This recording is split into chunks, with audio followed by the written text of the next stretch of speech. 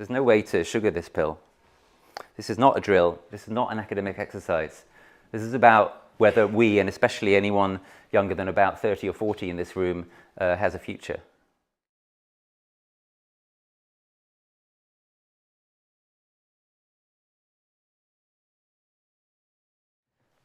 Let me start by telling you a story of a species that was asleep. And when it woke up, it saw the doom that it had created already for so many other species, and that it had now trapped itself on a path towards, a path of self-imposed death. It saw its own doom, and it trembled in fear, and it wept. But then it realized that it wasn't fully awake yet. There was a further step it had to take to become awakened, to become enlightened. And that was to realize, hang on a minute, we're not spectators of this. This story isn't over yet. It's wrong to tell it as if it's over. We can rebel against this doom, against this path to extinction. If we see clearly what we've done, the state we're in, the path ahead, the doom that seems inevitable, well, that seeing is the beginning of the one and only way in which it might yet not be inevitable. Because we're not spectators. We are agents. We are potential agents of change, and we have no idea what we are capable of until we try. We can rebel against the very predictable results of our present path. If we dare to look the reality of what we've done to life on Earth and what we've done to our very climate in the face, then two things. Firstly, we can prepare for our possible doom. And if we're potentially going to fail to prevent that doom, as looks objectively probable, then we'd better get on with preparing to meet it. And secondly, we can prepare ourselves to seek to give our all to prevent it. This talk is about those two kinds of preparations, about adaptation to a possible coming fate, and about the heroic attempt to prevent that fate. This talk is about how it looks like we're doomed, but also about how it only looks like that only if we only look. If we picture ourselves as spectators.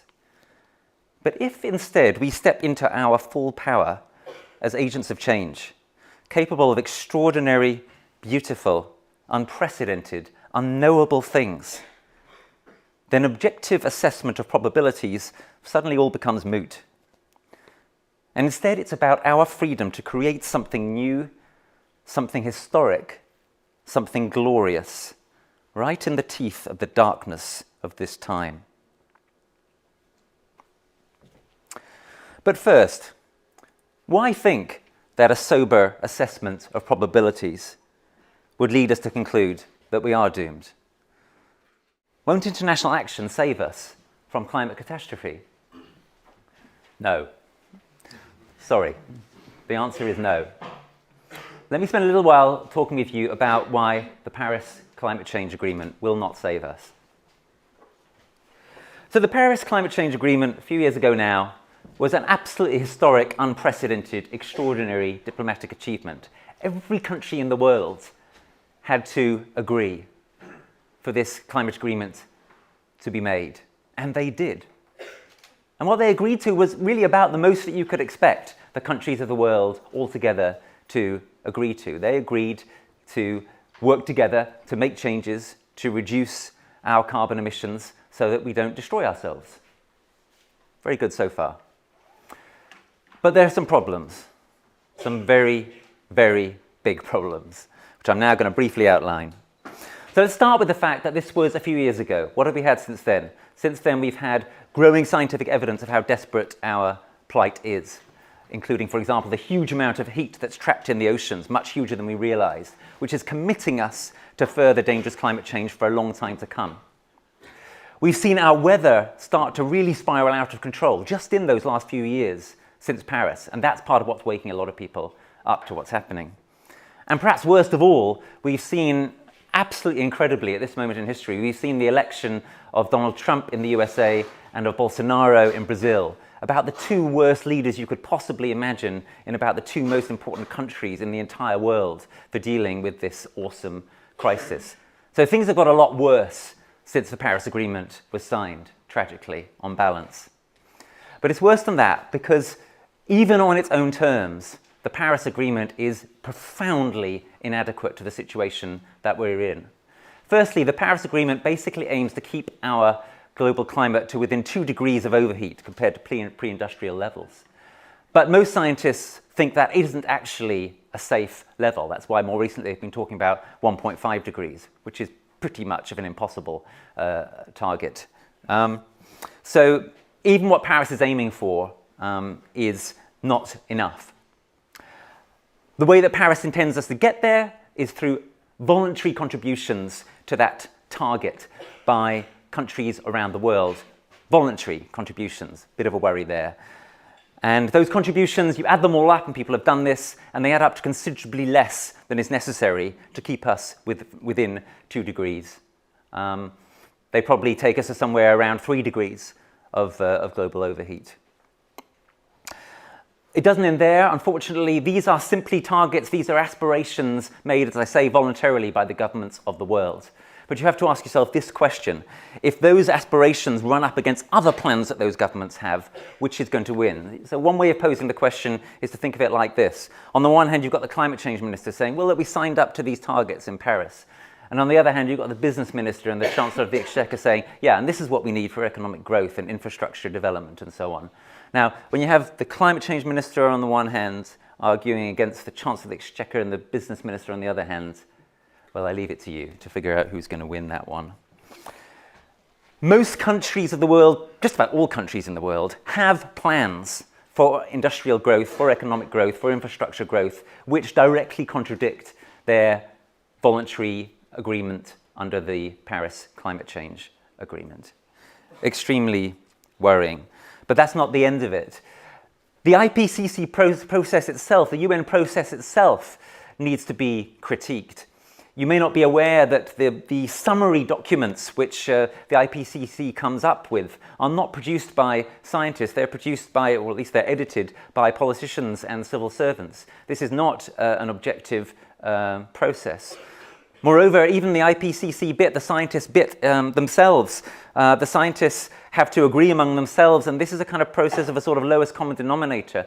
Mostly what you have in the IPCC reports is a sort of bare minimum of what we can expect in terms of how bad things are going to be.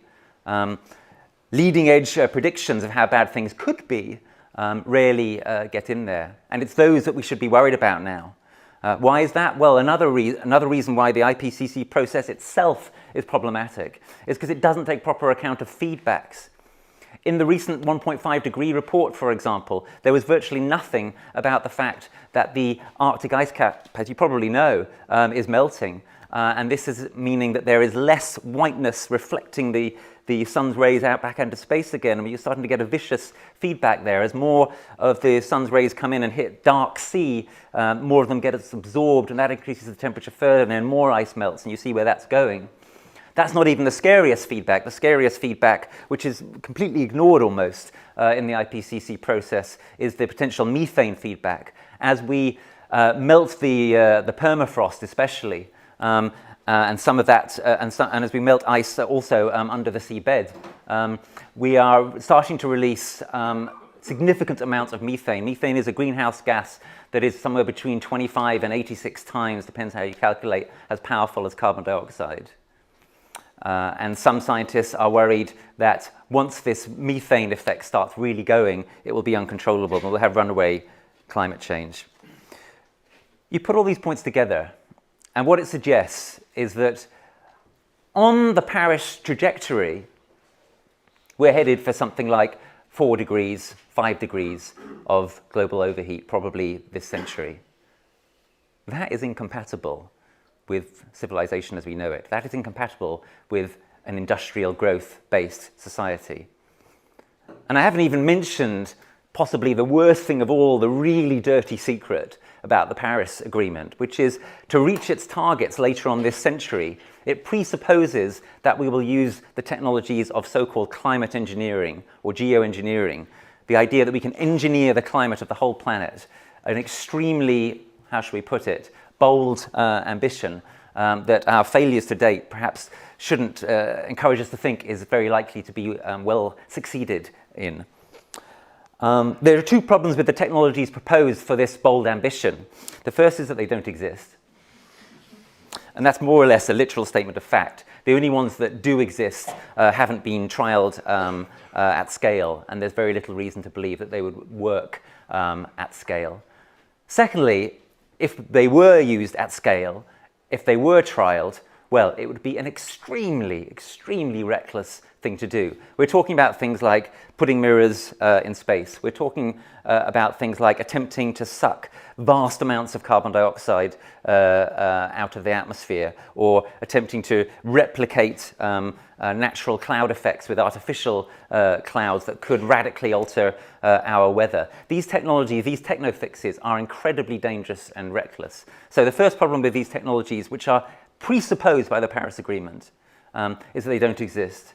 And the second problem is that if they did exist, we almost certainly shouldn't use them. So what conclusion should one draw from this? Well, I already said it. If we stick to what's intended under the Paris Agreement, then during this century, and possibly during the next generation, this civilization will be finished. Industrial growth society will be over. We're talking about collapse. We're talking about the potential for a series of events which will make the Second World War look relatively minor. We're talking about multiple holocausts. There's no way to sugar this pill. This is not a drill. This is not an academic exercise. This is about whether we, and especially anyone younger than about 30 or 40 in this room, has a future. Industrial growth society is finished. It is doomed. Look at this incredible picture. This is California late last year. Comment is kind of superfluous, really. That is where we're headed, that and a lot worse. If we manage to go along with what is intended under the Paris Agreement, right? Never mind if we don't achieve it. You see what I'm saying? The best ambitions that our governments have for us mean that the societies that they run are finished. They are not going to be sustained. They are doomed. But does the fact that they are doomed have to mean that we are doomed? That is the question that we now must turn to. It seems to me that in this situation, there are three possibilities. There are three realistic possibilities for the form that the end of industrial growth society will take. It's going to happen. Which of these three scenarios will play out? The first scenario I've already gestured at, that our societies will collapse completely, that this incredibly thin layer, which is our atmosphere, will continue to heat up, and that will not be compatible with life as we know it. In particular, the first thing that is likely to give, although there are many possibilities, is our food systems. We already got a little hint of that last summer. Imagine if the heat wave that we'd had last summer had gone on, as it quite easily could have done, on into September. We were already getting major crop losses. One little example, onion crop in East Anglia down 25 to 30%. How many summers like that can the vast numbers that we have sustain? This is the first possibility, and I put it first because objectively it now looks like it's the most likely.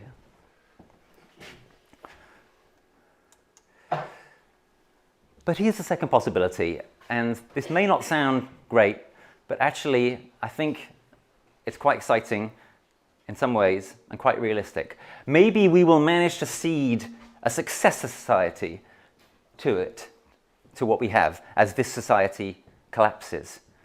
And that is now something that we have to give serious attention to thinking about. It's not enough anymore to pretend that if we just keep trying to mitigate climate change in the way we have been doing, that we are going to succeed in saving ourselves and saving some version of this society. We have to consider the possibility of some kind of massive collapse event. And we have to think about how we can try to help whatever comes after that, if anything comes after that, if we manage to have anything come after that, if we don't get some kind of runaway dangerous climate change produced by the methane feedback, for example. We have to think about what that could be like and how we could foster it. So what is this a picture of? This is a picture of the seed bank at Svalbard, which some of you will be aware of, which tries to keep seeds, large numbers of diverse seeds, intact for possible future generations to use after some kind of collapse event. Now, tragically, what happened recently, as some of you will have heard, is that the Svalbard seed bank started to melt. Because Svalbard, many of you will know about Svalbard, for example, from Philip Pullman's marvelous Northern Lights book. Land of snow and ice, but the Arctic has been exposed to these absolutely insane temperatures over the last year, 20 or 30 degrees above seasonal normals. So the seed bank started to melt and emergency work was needed to keep it intact. We have to think about how to keep this kind of thing intact, how to do it even more creatively. Various ways. This is just an example of how we can try to help whoever may come after us if the society collapses to rebuild something different and better. That's the second possibility, and I'm saying we need to think about it more than we have done so far. The third possibility, this society will somehow manage to transform itself. We will somehow manage to transform ourselves radically and rapidly in an unprecedented manner in time to avert collapse. So, industrial growth society as we know it is finished. But that doesn't have to mean that there has to be a collapse event in which there are multiple holocausts. It could be averted if we do something completely unprecedented. And that's what I call transformation. So, we should aim for this possibility, number 3, but we should also, as an insurance policy, take action that conduces to possibility number 2 being available and to try to avoid at all costs possibility number 1. So, those 3 possibilities, which are we going to plump for? What is to be done? Given this situation, what is to be done? I'm going to suggest 7 things that we need to do in this unprecedented historic challenge that we now face. Firstly, there we go. Wake up, freak out. Hopefully you're already doing a bit of that. The very fact that you're here, and then the fact you've heard what I've said so far. And of course, it's not enough just for you as an individual to wake up. Try to get all your friends and family and workmates, teachers, whoever it might be, to wake up and to freak out as well. The more of us who do it together, the more of an impact there's going to be. This is not something which is easy to do. It's, by the way, it's not a kind of one-off event. It's very easy to think, well, yeah, I've woken up to this. I've acknowledged that this is the reality. And then to keep on sliding back into the assumption that we can just sort of go on with our lives most of the time in the same way that we do. If you're really going to do this, it's going to require a lot of thought, a lot of concentration, and then starting to think about which of your practices you want to change. You know, what things do you want to give up? What things do you want to, for example, maybe do now rather than later? Because there might not be a later in the way you've imagined. Secondly, so I've already gestured at this, work to transform the society, including through what my think tank Greenhouse, following the UN, calls transformative adaptation. Why am I talking about transformative adaptation? What does that mean? Well, as I've already said, it is no longer enough for us to think, when we think about dangerous climate change, only about climate mitigation. That is no longer credible. We are now committed to dangerous climate change, which is going to get worse for a long time to come, whatever we do, even if we do the absolute best we can. Because as I gestured at a little while ago, there are time lags in the system. There is this vast amount of heat in the ocean. Methane lasts 20, 25 years in the atmosphere. Carbon dioxide lasts hundreds of years in the atmosphere. If we were to stop all emissions tomorrow, the climate situation would go on getting worse for a considerable time to come, right? It is not credible anymore to think, yes, we just have to solve this problem. We just have to stop producing so many emissions. No, we are going to have to adapt. And we're going to have to adapt in this way, which we call transformative, because the kind of shallow adaptation, the kind of mainstream adaptation, which is involved in doing things like just building higher dikes or seawalls, for example, to deal with flood risks, that isn't good enough. Why isn't that good enough? Firstly, it's not good enough because it's actually productive itself of greenhouse gas emissions, right? We have to think of ways of adapting which are simultaneously ways of mitigating if we're not going to make the situation worse and worse, yeah? We can't adapt in ways that are themselves fossil fuel heavy. And secondly, we have to be fleet-footed in our adaptation. We have to try to create a society which is going to be ready for continual change in our climate and difficult situations for a long time to come. We are in the early stages of a very long emergency. And to get through that emergency, we're going to have to adapt to the difficult changes that are coming, and we're going to have to do so transformatively, in a way that ultimately transforms our society into the kind of flourishing, very different society that we need. But that actually isn't enough. We also have to accept that this effort to transform society may well fail.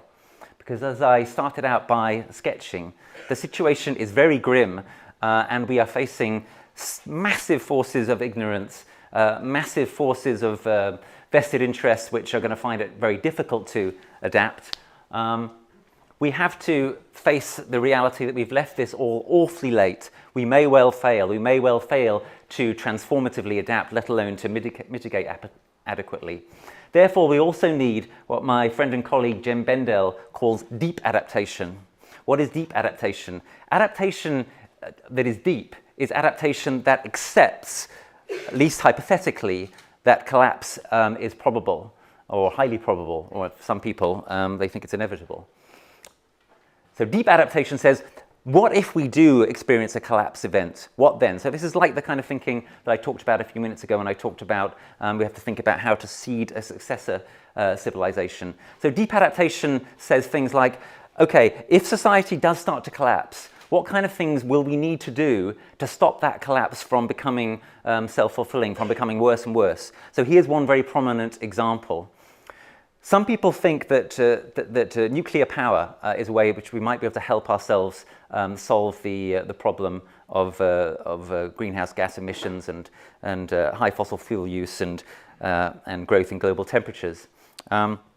But when you look at the issue that we're facing from the perspective of thinking, we have to start to face up to the possibility that there may well be some kind of collapse event, nuclear power starts to look completely different, right? Because nuclear power produces waste that remains toxic for, well, hundreds of thousands of years, and highly toxic for hundreds of years. And it needs to be carefully guarded during that period. I don't just mean guarded against terrorists, although that's obviously one thing it needs to be guarded against. I mean you've got literally rods of spent fuel which are in pools, and these pools have to be kept there constantly. If the pool goes dry, then within about 12 to 24 hours, the spent fuel rods will catch fire.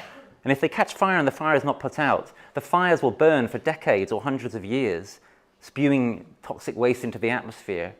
So picture some kind of collapse event across Russia, say, where suddenly all the nuclear power stations are abandoned and they cease to have power going to them, they cease to be maintained. In very, very short order, you get not only meltdowns of cores of nuclear power stations, but just the waste that is left over starts to become an unbelievably potent and horrendous health hazard for ourselves and our non-human kin. This is the kind of thing that we need to be thinking about now if we seriously believe, as I've suggested we must, that collapse is objectively probable, or at least something which we need to very seriously consider. So we need to be thinking now about how to make these nuclear power stations safe, not, for God's sake, building more, and about how we can make nuclear waste relatively safe. That is a prime example of deep adaptation. Deep adaptation is sort of an ultimate insurance policy. It says, given that we now cannot rule out, at the very least, we cannot rule out that there may be some kind of major prolonged collapse event, partially or completely, we need to be taking steps now to try to put ourselves and whoever comes after us in the best possible position to survive that kind of event. So that's the third thing. Not just transformative adaptation, but deep adaptation. Fourthly, well, by this point in the talk, maybe you're upset. Maybe you're feeling angry. Maybe you're feeling grief. Maybe you're feeling terror. Well, whatever it is, feel it. And this is one of the very things which I think is very exciting about Extinction Rebellion, that it has gone against the mainstream in environmental thinking. For so long, people have been saying things like, oh, we've got to tell a positive story, we've got to remain optimistic, we've got to convince everybody that we can change everything for the better, and it's not going to be that difficult, and if we all just make a real effort and put in low-energy light bulbs, then basically everything's going to be fine. And even if it's not, we've got to pretend that it is, because if you get people scared, they will turn off, they'll become apathetic. No, forget all of that. Now is the time for authenticity. Now is the time for telling the truth. Now is the time for being real about how bad this is and using our feelings, right? And not just pretending that some kind of rational policy wonk fantasy is going to solve this, because it's not. So, feel your anger, feel your grief, whatever it is, feel your despair. Don't get stuck in it, but feel it, and then work through it. Feel your terror. And when you've done all that, then you're in the best position to do this. Rebel. The time is now for mass, non-violent, direct action. We've tried plenty of other stuff, and I'm not saying don't do that other stuff. Yeah, sure. Continue to write to your MP, continue to lobby, continue obviously to try to live lightly upon the earth yourselves. Rob mentioned that I'm in the Green Party. I think that ordinary political action continues to be very important. I personally would say to you, join the Green Party, vote Green, stand for election, whatever. That's all really, really good. It's all really, really necessary. We need everything. But don't be fooled into thinking that those things alone, those conventional things, are going to be enough. They're not going to be enough. We need an absolute step change. We need it rapidly, and we need it for a long time. And the best idea that we have is this. The best idea that we have is to say, the societies that are committing us to oblivion, the governments that are committing us to oblivion, the governments that are planning, when you look at the realities of the Paris Climate Change Accord, that are planning for the self-destruction of the societies which they've created and which we depend upon, these governments are no longer legitimate, right? How can a government be legitimate which is engaged in a sort of mass criminal conspiracy to not only destroy even more of the non-human life on Earth? We've destroyed half the non-human life on Earth during my lifetime. I mean, it's so unbelievable and so tragic. You can say it as many times as you like, and it's almost impossible to compute. So there's that, and then the fact that we're now putting ourselves on the endangered species list. How can such governments expect us to go along with their laws any longer? It is time, it is high time, it is past time for us to say no, and for us to be freed up from the assumptions of political business as usual by the awesome horror of the situation that we now find ourselves in. So, into this space, Extinction Rebellion have stepped, and thank goodness that we have. So here's an image from one of the bridges. That's Westminster Bridge. At the big day when we took the bridges, 6,000 of us, 6,000 people engaging in non-violent civil disobedience. This is pretty much unprecedented in British political history. Another of our actions, maybe some of you are in this picture, I was about there, and this was the day when we occupied the street outside Parliament and blocked the entrance to Parliament, and did a lot more besides. Very, very exciting, very, very empowering. People realizing, oh, right, we can, if there's enough of us, it's really hard for the police to deal with us and stop us, especially now that their numbers have been cut quite a lot. You know, I know we're not supposed to like austerity and cut some, but it sometimes has upsides. Here's the demands of Extinction Rebellion. In simple terms, demand number one is tell the truth. which is what I've been trying to do here and what we all need to do. The government should tell the truth. That's why also I was so passionate last year in trying to get the BBC to start telling the truth on climate and not featuring the absolute absurdities of climate change deniers any longer as balance. And the BBC have really changed their ways quite a lot over the last year. They're still way short of where they need to be, but they've gone quite a long way in the right direction. Let's keep pushing them in that direction. Anyway, demand number 1 says, get the government to tell the truth. Demand number 2 says, we want to reduce carbon emissions in the UK to net zero by 2025. Wow, that is a real target. That is a serious ambition. If the Paris Agreement were to say something like that, then it would have some credibility in terms of actually rising to the task that we face. It's absolutely eye-watering. How would something like that be done? You couldn't do something like that by just switching to electric cars or something. Reducing to zero by 2025 in a country like this, it means things like just shutting down a whole load of power stations. It means things like just melting down a whole load of cars and turning them into something else. Doesn't mean we have to go back to living in caves. No, don't accept any rubbish like that if anyone says to you, oh, you want us to go live in caves and sit around a candle. It's so boring. They say the same thing over and over. It's always a cave and a candle. Doesn't mean that.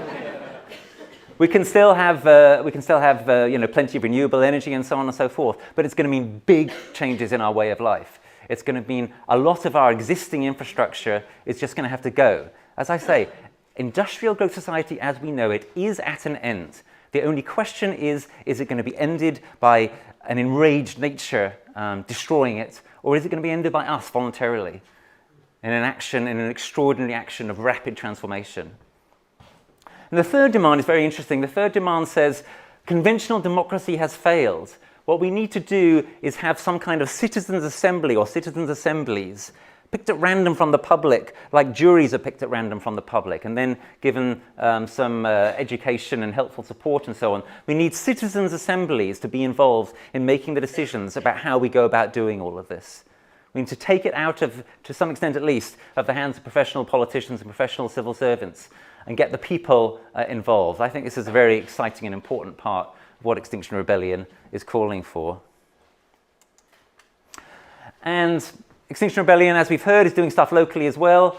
There's yours truly at the first non-violent direct action that we did here in Norwich, where we occupied this exhibition that the council had, where they were trying to tell people about this wonderful new road that they want to build.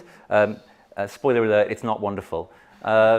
They want to build a road across this beautiful valley near here, the Wensum Valley, and basically destroy the peace and calm of it and destroy much of the wildlife, and of course create loads of new journeys, loads of new cars, at the exact time when we need to be massively reducing our carbon emissions. It's completely absurd, total lack of vision. So here's some of the people who are in this room tonight blocking this exhibition, and we achieved a pretty remarkable and really quite positive set of media coverages out of it.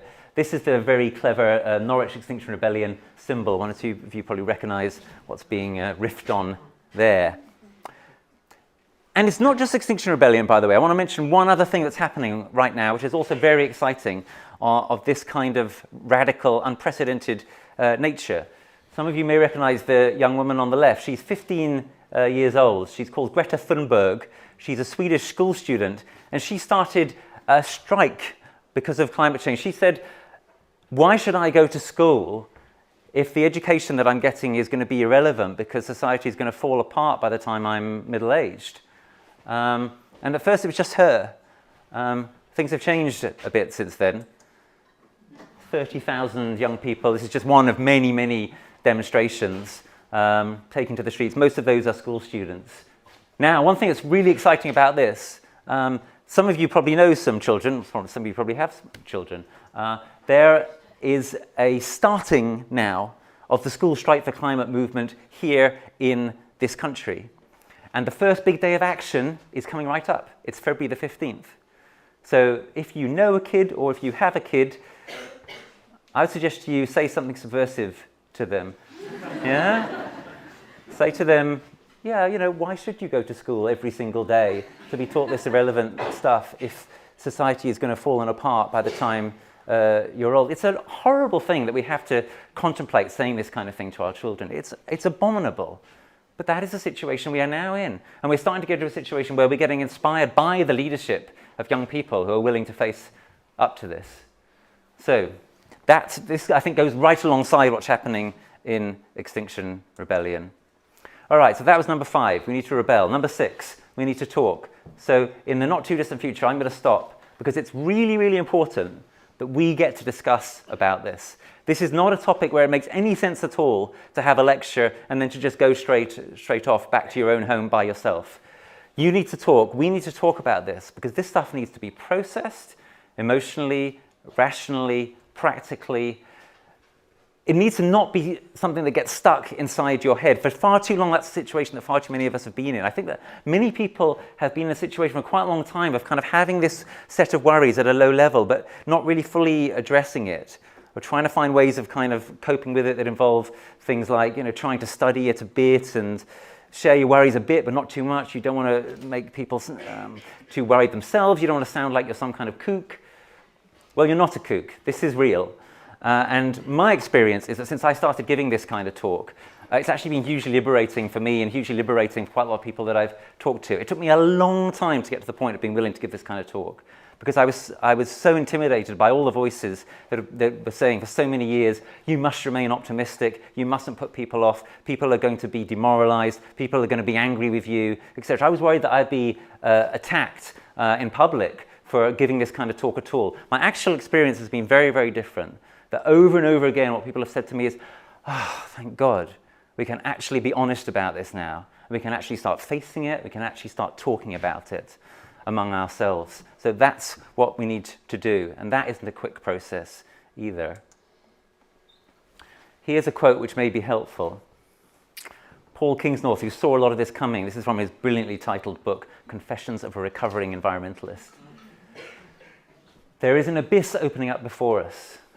Challenges everything we thought we knew about our culture and nature. We need to look into it and concentrate on what we can see. And that leads me to my seventh and final point on the list of the things that I think we should do. We need to stop. It's not just enough to throw yourself straight into direct action or whatever it might be. We need to stop. We need to pause. We need to kind of take stock. If we don't do that, then we won't do all the other things on the list. In particular, we won't really properly wake up.